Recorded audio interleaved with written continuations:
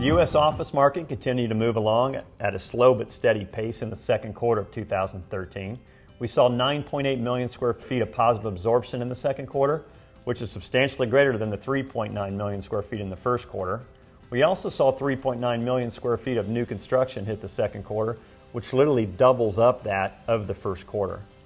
Overall, we continue to see vacancy rates decline nationally, with the exception of the East Coast that remains stable, primarily due to some downsizing in the financial services sector and challenges around government downsizing.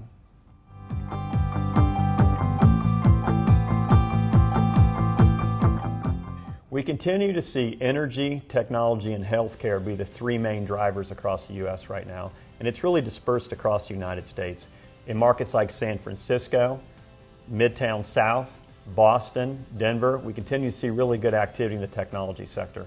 In the case of Midtown South, we saw 700,000 square feet of positive absorption in the second quarter, which led all downtown markets across the United States.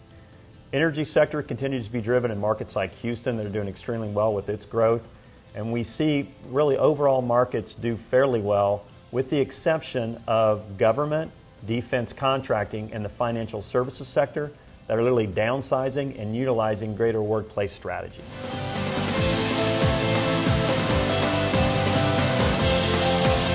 The capital market sector showed a significant increase in activity in the second quarter. We're primarily seeing an influx of foreign investors coming in the U.S. looking for prime assets. Those assets are really being focused in those gateway markets where heavy population exists. Chairman Bernanke's comments around interest rates has caused a little bit of concern and a pause. Though we're still seeing positive activity, we're going to keep a close eye on interest rates over the next few quarters to see if it's really affecting volume and a retrade on pricing.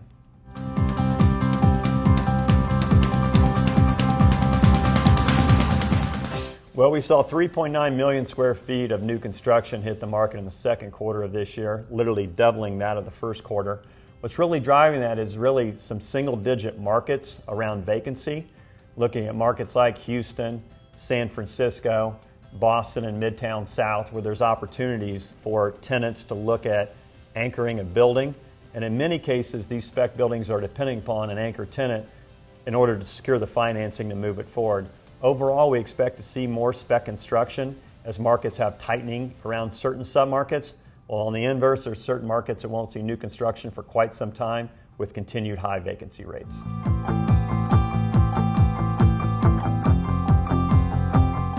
Well, here in Los Angeles, where I am today, we continue to see a very high unemployment rate at 9.7%. It has improved over the last 12 months with a 140 basis point drop. However, it's still very much a tenant's market, and it's really the tale of two cities. In West LA, we continue to see good activity around entertainment, technology, and just the creative side of the business, looking for what we call more creative space in the western submarket. The inverse of that is downtown, where we've seen contracting around the financial services sector and more workplace strategies being put in place, demanding less space. Thus, we saw a 10 basis point increase over the last quarter in vacancy in downtown LA.